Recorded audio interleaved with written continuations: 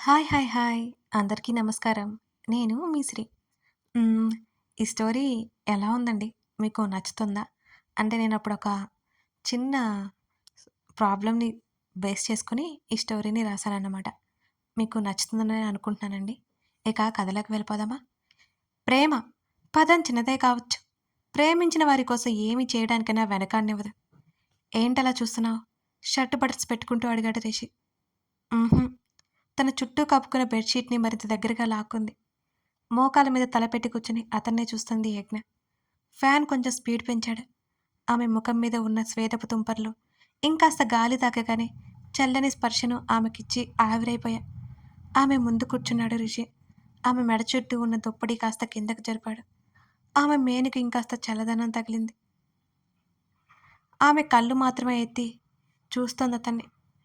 కొంచెం ముందుకు వంగి ఆమె మీదగా వచ్చి ఆమె వీపు మీద అంటుకుని ఉన్న జుట్టుని మెల్లిగా సవరించి ఒక పక్కగా వేశాడు. పాలమీగడ లాంటి ఆమె భుజం మీద చిన్నగా ముద్దిచ్చాడు. కళ్ళు మూసుకుని కాళ్ళు ఇంకాస్త దగ్గరికి పెట్టుకుంది. వెనక్కి తిరిగి జరిగి సరిగ్గా కూర్చున్నాడు. అతను దూరం వెళ్తున్నట్టు ఆమెకు దూరమైన అతని వెచ్చటి ఊపిరి తీవ్రత చెబుతోంది. కళ్ళు తెరిచి అతన్ని చూసింది. ఇది తప్పు కాదా అని అడిగింది ఆమె. అయితే నువ్వు నన్ను ముట్టుకోనివ్వవు అని అన్నాడు రిషి నవ్వుతూ. నవ్వుని దాచుకుంటూ కాదంటావు అని మళ్ళీ అడిగింది. అవును చెప్పానుగా, ఇది తప్పు కాదు కళ్ళెగరేశాడు. ఎందుకిలా? నువ్వు నాకు దూరం అవ్వాలి అన్న ఆలోచన నీ మనసులోనే కాదు, నీ మెదడులో కూడా ఇక ఉండకూడదు. ముడుచుకున్న ఆమె కాళ్ళ వేళ్లను లాగి అతని ఒడిలో పెట్టుకున్నాడు. ఆమె వెనక్కి తీసుకోలేదు. అతన్నే చూస్తుండిపోయింది యజ్ఞ. అలా చూడకు అన్నాడు ఆమె తెల్లటి పాదాల వెలని లాగుతూ. నాకు నిన్నే చూడాలనిపిస్తోంది రిషి. అలాగే చూస్తూ అంది. చిరునవ్వు చిందించాడు రిషినందన్. కాలింగ్ బెల్ కొట్టిన శబ్దం. వాష్రూంలోకి వెళ్ళిపోయింది యజ్ఞ వెంటనే. చల్లటి నీరు శరీరం మీద పడగానే శరీరంతో పాటు మనస్సుకి కూడా హాయిగా అనిపించింది ఆమెకు. అతను చేసిన తీపి గుర్తులు శరీరం మీద కనపడగానే ఆమె నవ్వుకుంది. తలారా స్నానం చేసి బయటికి వచ్చింది. తల భారం తగ్గిపోయింది. బట్టలు వాష్ చేసి ఆరేసి వచ్చింది. అప్పటికే అతను ఫుడ్‌తో రెడీగా ఉన్నాడు. ఫుడ్ చల్లారిపోయిందా? ఎప్పుడు ఆర్డర్ పెట్టావు? అని అడిగింది ఎదురుగా కూర్చుంటూ యజ్ఞ. ఆమె అరచేతులు రెండింటిని స్మెల్ చేసి నేను పెడతాను. ఫ్రెష్‌గా ఉన్నాయి చేతులు అని నవ్వాడు. ఫ్రెష్‌గా ఉండడమేంటి? అలా అని తినడానికి కూడా ఉపయోగించకపోవడం విచిత్రం అని అంది అదోలా ముఖం పెట్టి యజ్ఞ. అప్పటికే ఆమె నోటి దగ్గర కలిపి పెట్టాడతను. ఏమీ మాట్లాడకుండా తినేసింది. అతను అదే చేత్తో తింటుంటే చిత్రమైన భావన కలుగుతోంది ఆమెలో. కొంత సమయం అయ్యాక ఇక వెళ్తాను అన్నాడు పైకి లేచి. అతని చేతిని గట్టిగా పట్టుకుంది ఆమె. మళ్ళీ ఆమె పక్కనే కూర్చుని వీకెండ్ మన ఇంటికి వెళ్దాం సరేనా అని అడిగాడు. అంది. మరి వెళ్ళనా? పైకి లేచాడు. ఉహుం. లేచి అమాంతం హత్తుకుంది అతన్ని. ఏమైంది యజ్ఞ? ఏమో తెలియట్లేదు. నువ్వు దూరంగా ఉంటావనుకుంటే నా వల్ల కావట్లేదు రిషి. అతని ఛాతీ మీద తల పెట్టుకుంది. అతని వీపు చుట్టూ చేతులు బిగించింది యజ్ఞ. ఆమె తలని నిమురుతూ నేనెక్కడికి వెళ్తాను? ఎదురు ఫ్లాట్‌లోనే కదా ఉంటాను అని అన్నాడు నవ్వుతూ. అంది మెల్లిగా. ఆమెను మెల్లిగా విడిపించుకొని ఆమె నుదుటిన ముద్దు పెట్టి అక్కడి నుంచి వెళ్ళిపోయాడు. బుక్ చదువుకుంటూ అలాగే బెడ్ మీద వాలింది. శరీరం అలిసింది కాబోలు కునుకు పట్టింది ఆమెకి. కోమలి కాల్ చేస్తుంటే లిఫ్ట్ చేయాలి అనిపించలేదు రిషికి. 3 టైమ్స్ చేసిందామె. Please pick up the call Rishi ఆమె మెసేజ్ చేసింది. నెక్స్ట్ టైం లిఫ్ట్ చేశాడు రిషి. హలో రిషి సార్ ఆమె పిలిచింది. ఏం మాట్లాడలేదు అతను. ఐఎమ్ రియల్లీ సారీ అని అంది కోమలి ఏడుస్తూ. నేను కావాలని అలా చేయలేదు సార్. నేను అలా ఆలోచించడం నాకే సిగ్గుగా ఉంది. ప్లీజ్ సార్ ఫర్గివ్ మీ అని అంది కోమలి అలాగే. ఫ్రెండ్షిప్‌కి ఉన్న వాల్యూ పోతుంది నీలాంటి వాళ్ళ వల్లే. ఆవేశంగా వచ్చాయి రిషి మాటలీసారి. ఆమె ఏడుస్తుండిపోయింది. నేను ఎప్పుడు మీ మధ్యకి రాను. నన్ను క్షమించండి అంది కోమలి. క్షమించాల్సింది నేను కాదు యజ్ఞ. తను క్షమించేస్తుంది. అలా అని తన దగ్గరికి వెళ్ళి తన్నింకాస్త బాధ పెట్టుకో. రిషి కాల్ కట్ చేశాడు. యజ్ఞ దగ్గరికి బయలుదేరింది కోమలి. నిద్రపోతుండగానే యజ్ఞకి సన్నటి నొప్పి మొదలైంది కడుపులో. నిద్రమత్తులో తెలియలేదు కానీ, ఆ తర్వాత మెల్లిమెల్లిగా నొప్పి ఎక్కువైంది. ఆమె ఒళ్ళంతా చల్లబడిపోయింది ఆ నొప్పికి. నొప్పి విపరీతంగా ఉంది. నిద్రమత్తు వదిలింది. ఫోన్ కోసం చూసింది. అది కనిపించలేదు. బ్యాగ్ ఆఫీస్‌లోనే మర్చిపోయిన విషయం ఆమెకప్పుడే గుర్తుకొచ్చింది. ప్రతిమ కూడా లేదు. అడుగులో అడుగు వేసుకుంటూ బయటికి వచ్చింది. ఫస్ట్ ఫ్లోర్ కావడంతో మెట్ల దగ్గరికి వెళ్ళి అక్కడే కింద పడిపోయింది. ఆమె బీపీ లో అయింది. స్పృహ కోల్పోయింది యజ్ఞ తులసి. అక్కడికి అప్పుడే వచ్చిన కోమలి యజ్ఞని అలా చూడగానే కంగారుగా దగ్గరికెళ్ళి పిలిచింది. యజ్ఞ మెదరలేదు. ఆమె పక్కనే కూర్చొని యజ్ఞ, యజ్ఞ లే అని ఆమె తట్టింది. యజ్ఞలో ఏ మార్పు లేకపోవడంతో భయం వేసింది కోమలికి. రిషికి కాల్ చేసింది. ఫోన్ డిస్ప్లే మీద కోమలి నేమ్ చూడగానే అసహనంగా అనిపించింది అతనికి. కాల్ లిఫ్ట్ చేశాడు. మళ్ళీ మళ్ళీ ఎందుకు కాల్ చేస్తున్నావు నువ్వు? అడిగాడు సీరియస్‌గా రిషి. రిషి యజ్ఞ, యజ్ఞ పడిపోయింది అని టెన్షన్‌గా అంది కోమలి. వాట్? అతను ఆశ్చర్యంగా అరిచాడు. అవును. ఇక్కడ యజ్ఞ పడిపోయింది. త్వరగా రా అని అంది కోమలి. వెంటనే అక్కడికొచ్చాడు రిషి. రిషి రాగానే పక్కకి తప్పుకుంది కోమలి. యజ్ఞ ఇటు చూడు. ఆమె చెంప మీద తడుతూ పిలుస్తున్నాడు రిషి. కొంచెం కూడా కదలిక లేదు ఆమెలో. వెంటనే హాస్పిటల్‌కి తీసుకువెళ్ళాడు. రిషి సార్, యజ్ఞకి ఎలా ఉంది? ఏడ్చేసింది ప్రతిమ. టెస్ట్ చేస్తున్నారు డాక్టర్స్ అన్నాడు అతను దిగులుగా చైర్లో కూర్చొని. కోమల్ని చూసి ఎందుకక్కడ ఉందో అర్థం కాలేదు ప్రతిమకి. రిషిని కదిలించలేక మౌనంగా బాధపడుతూ ఉండిపోయింది ప్రతిమ. డాక్టర్ బయటికి రాగానే, డాక్టర్ గారు ఎలా ఉంది తనకి? ప్రాబ్లం ఏంటి? అని ఆతురతగా అడిగాడు రిషి. మీరు తనకి ఏమవుతారు? హస్బెండ్ అన్నాడతను. కోమలి, ప్రతిమ ఆశ్చర్యపోయి చూశారు. ప్రతిమకి సంతోషంగా ఉంది రిషి అలా చెప్పడంతో. మీతో మాట్లాడాలి అని అంది ఆవిడ. ఒకసారి తన్ని చూడొచ్చా? అడిగాడు రిషి. డిస్టర్బ్ చేయొద్దు, చూసి వచ్చేయండి. తర్వాత నన్ను కలవండి అని చెప్పేసి వెళ్ళిపోయింది ఆవిడ. వణుకుతున్న చేతులతో డోర్ ఓపెన్ చేసి లోపలికెళ్ళాడు రిషి. స్పృహ లేకుండా ఉన్న యజ్ఞని చూడగానే అతని కళ్ళల్లో నీళ్లు తిరిగాయి. రిషికి సెలైన్ పెట్టి ఉంచారు.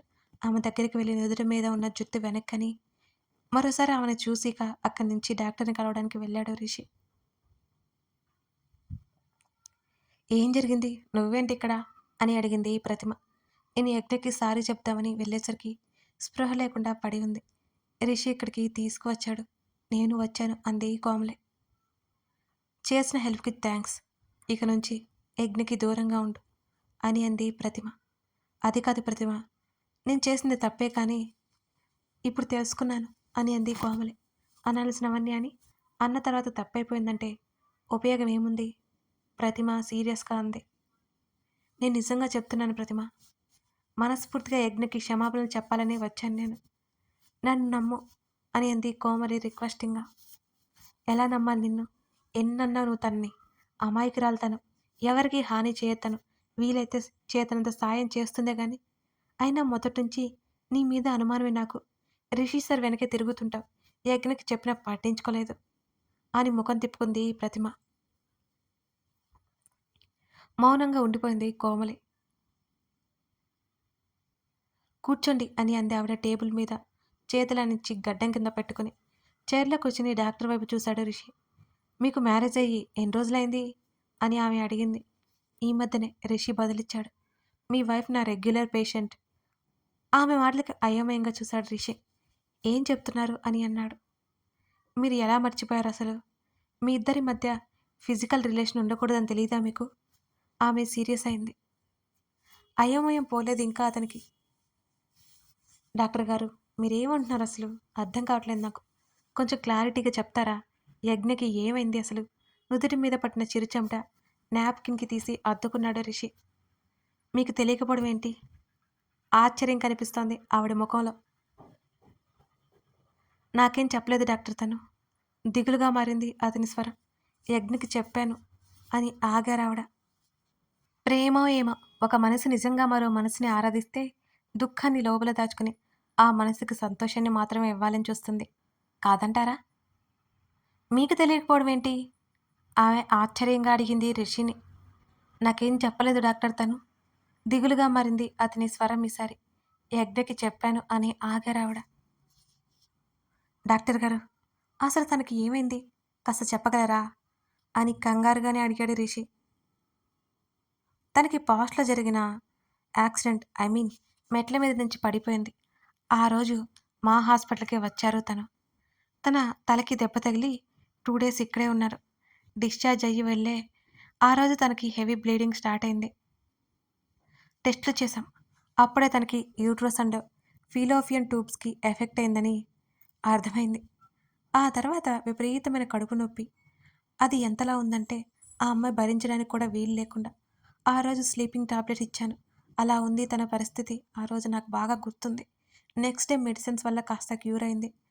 తను ఎక్కువగా ఏడవడం, స్ట్రెస్ తీసుకోవడం, వెయిట్ లిఫ్ట్ చేయడం ఇలాంటివి చేయకూడదు. అప్పుడు మళ్ళీ పెయిన్ రావచ్చని మరీ చెప్పి తనకి మెడిసిన్స్ ఇచ్చి పంపాను ఇక్కడి నుంచి. ముఖ్యంగా వైఫ్ అండ్ హస్బెండ్ మధ్య ఫిజికల్ రిలేషన్ అనేది ఉండకూడదని మరీ చెప్పాను. ఆ తర్వాత కొన్ని రోజుల వరకు తను నా దగ్గరికి రాలేదు మరి. ఎందుకో నాకు కూడా తెలీదు. 3 మంత్స్ తర్వాత అనుకుంటా నన్ను కలిసింది. పెయిన్ గురించి టాబ్లెట్స్ తీసుకొని వెళ్ళింది. మరీ చెప్పాను. ఏడవడం కానీ, స్ట్రెస్ తీసుకోవడం కానీ, బరువులెత్తడం కానీ చేయొద్దని. సరే అని చెప్పి వెళ్ళిపోయింది. అలా 2 మంత్స్ రెగ్యులర్‌గా చెకప్ చేయించుకుంది. మళ్ళీ ఏమైందో ఇంకో 2 మంత్స్ తను నా దగ్గరికి రాలేదు. ఆ తర్వాత నన్ను కలిసింది. కలిసి కూడా 4 డేస్ అవుతుంది. చెక్ చేయించుకుంది. తనకి ఇప్పుడిప్పుడే మెల్లిగా సెట్ అవుతుంది. ఇలా జరిగిపోయింది ఈలోపు అని చెప్పడం ముగించి రిషిని చూసింది ఆవిడ. పైన చెప్పినవన్నీ కథ కోసం తీసుకోవడం జరిగిందండి. ఏమన్నా మిస్టేక్స్ ఉంటే ఇగ్నోర్ చేయండి. అంటే ఆమె సమస్య గురించన్నమాట. అప్పటికే డాక్టర్ చెప్పిందంతా విని యజ్ఞ బాధ గురించి బాధపడుతున్నాడు. మీకు తెలీదా మిస్టర్? పేరెంట్ అన్నట్టు చూసింది. రిషి అన్నాడు. ఆ! మీకు తెలీదా రిషి? తను ఆ తర్వాత ఎంత పెయిన్ అనుభవించి ఉంటుందో. ఒక డాక్టర్‌గా నాకు తెలుసు. బీపీ లో అయిపోయింది. చాలా అంటే చాలా వీక్‌గా ఉంది. తను ఇప్పుడిప్పుడే లేవకుండా చేశాను. నేను ఆ పెయిన్ తట్టుకోవడం కష్టం తనకి అని ఆవిడ క్లియర్‌గా చెప్పింది రిషితో. రిషి ముఖం మరింత బాధగా మారిపోయింది. తన కోసం, కేవలం తన కోసం యజ్ఞ ఎంతటి బాధను అనుభవించింది. తలుచుకుంటేనే అతనికి కళ్ళల్లో గిర్రున నీళ్లు తిరిగాయి. తన్ని తానే సంభాళించుకుని నెక్స్ట్ ఏం చేయాలి డాక్టర్? తనకి ఎలా క్యూర్ అవుతుంది? అని అడిగాడు రిషి. తన్ని జాగ్రత్తగా చూసుకోవాలి. తను చాలా అంటే చాలా వీక్‌గా ఉందా నాకు తెలిసి తను ఫుడ్ నెగ్లెక్ట్ చేసి ఉండొచ్చు. మెడిసిన్స్ కూడా సరిగ్గా యూజ్ చేయలేదని అర్థమవుతూనే ఉంది. మీరే దగ్గరుండి అన్నీ చూసుకోవాలి. ముఖ్యంగా మెడిసిన్స్ యూజ్ చేయాలి. ఎప్పుడు క్యూర్ అవుతుందో చెప్పడం కష్టమే. ఇంకొన్ని రోజులు మీరు డిస్టెన్స్ మెయింటైన్ చేసి ఉంటే బాగుండేదేమో. అప్పుడు పూర్తిగా సెట్ అయ్యేది అని అందావిడ. రిషి మౌనంగా ఉండిపోయాడు. రిషిని కదిలించలేదు ఆ డాక్టర్. అతనికి అసలు ఈ విషయాలు ఏం తెలియవు. కొంత సమయానికి అలాగే డాక్టర్ మీరు చెప్పినవన్నీ చేస్తాను. తన్ని జాగ్రత్తగా చూసుకుంటాను. ఎప్పుడు డిశ్చార్జ్ చేస్తారు? అని అడిగాడు. తను ఇంకో గంటలో స్పృహలోకొస్తుంది. తర్వాత తీసుకెళ్ళిపోవచ్చు మీరు. మెడిసిన్ ప్రిస్క్రిప్షన్ రిషి చేతికి అందించింది ఆవిడ. Okay doctor thank you so much. అతను పైకి లేచాడు. రిషి గారు ఆవిడ పిలిచింది. ఏంటన్నది చూశాడు రిషి. మీరు చాలా లక్కీ అందావిడ. ఎందుకో అతనికి తెలుసు. చిన్నగా నవ్వి అతను ముందుకు కదిలాడు. అండ్ ఇంకో విషయం మీకు చెప్పక్కర్లేదు కదా చెప్పాల్సి వస్తుంది. బాధ్యత నాకుంది. మీ మధ్య ఫిజికల్ రిలేషన్ ఖచ్చితంగా ఉండకూడదు అంది ఆవిడ. ఐ నో డాక్టర్ అని మరోసారి థ్యాంక్స్ చెప్పి అక్కడి నుంచి యజ్ఞ రూమ్ వైపుకి వెళ్ళాడు రిషి. రిషిని చూసి కంగారుగా యజ్ఞకి ఎలా ఉంది? ప్రాబ్లం ఏంటి అని అడిగింది ప్రతిమ. తను వీక్‌గా ఉంది. బీపీ లో అయిందని చెప్పాడు రిషి. ఊపిరి తీసుకున్నారు ప్రతిమ, కోమలి ఇద్దరు. కోమలి వైపు చూసి థ్యాంక్ యూ అన్నాడు రిషి. మనస్ఫూర్తిగా చెప్పాడు. పర్వాలేదు రిషి అని చెప్పింది. ఇక మీరు బయలుదేరండి అని అన్నాడు ఇద్దరిని చూస్తూ. అదేంటి రిషి సార్ అని అడిగింది ప్రతిమ అయోమయంగా. తను చాలా వీక్‌గా ఉంది కదా ప్రతిమ. నాతో పాటే ఉంటుంది. ఇక్కడే మా ఇల్లుంది. తన్నలా వదిలేయలేను కదా అని అన్నాడు రిషి. ప్రతిమకి చాలా సంతోషంగా ఉంది రిషిని చూస్తుంటే. ఓకే సార్ యజ్ఞని చూస్తానని అడిగింది ప్రతిమ. బదులుగా వెళ్ళమని సైగ చేశాడు. లోపలికెళ్ళింది ప్రతిమ. ప్రతిమ వెళ్ళి చూసి వచ్చింది యజ్ఞను. తర్వాత కోమలి కూడా వెళ్ళి వచ్చింది. వాళ్ళిద్దరూ విడివిడిగా వెళ్ళిపోయారు. తర్వాత యజ్ఞ ఉన్న గదిలోకి వెళ్ళాడు రిషి. కథ కొనసాగుతోంది. ఒక వ్యక్తి విచక్షణ కోల్పోయి చేసిన పొరపాటు మరో వ్యక్తి జీవితంతో ఆడుకుంటోంది. కథ నచ్చితే లైక్ చేసి కామెంట్ చేయడం మర్చిపోకండి ఫ్రెండ్స్. Thank you.